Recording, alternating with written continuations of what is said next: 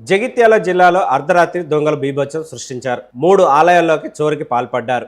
ధర్మపురి మండలం తిమ్మాపూర్లోని పంచముఖ హనుమాన్, పెద్దమ్మ తల్లి, రాయపట్నం గోదావరి ఒడ్డున ఉన్న శివాలయంలోని తలుపులు, తాళాలు పగలగొట్టి సీసీ కెమెరాలను ధ్వంసం చేశారు. పంచముఖ హనుమాన్ ఆలయ ఉండిలోని 6,000 రూపాయలు, రాయపట్నం శివాలయంలో అమ్మవారి తాలిబొట్టు దొంగలించినట్లు ఆలయ పూజారులు, అధికారులు తెలిపారు. Dog squad, CCTV footage, finger prints సేకరించి దొంగలను పట్టుకునే ప్రయత్నంలో పోలీసులు ఉన్నారు. జగిత్యాల జిల్లాలో ఆలయాల్లో జరుగుతున్న వరుస దొంగతనాలపై పోలీసులు నిఘా ఉండటం లేదని ఆరోపణలు వెల్లువెత్తుతున్నాయి.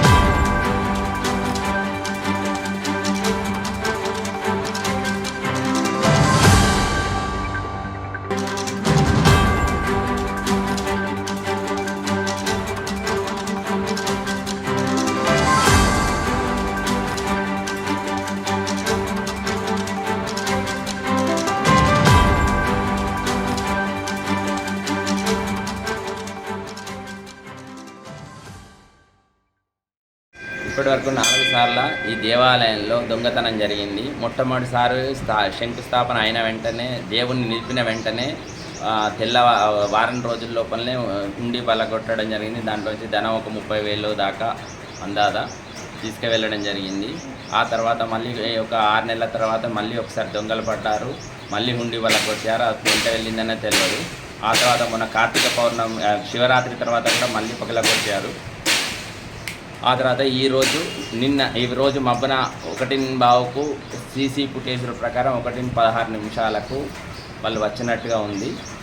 ఈరోజేమో ఒక అమ్మవారి మెడల్లో ఉన్నటువంటి పుస్తెల తాడు మాత్రమే తీసుకొని వెళ్ళడం జరిగింది. వేరే ఏం లేదు. ఉండి తీసుకుపోయి దూరం తీసుకుపోయి పడవేసి పగలగొట్టడానికి ప్రయత్నించారు, కానీ అది పగలలేదు. ఇదే ఇక్కడ తీసుకుపోయి అక్కడ పడేసి పగలగొట్టడానికి ప్రయత్నం చేశారు, కానీ పగలలేదు.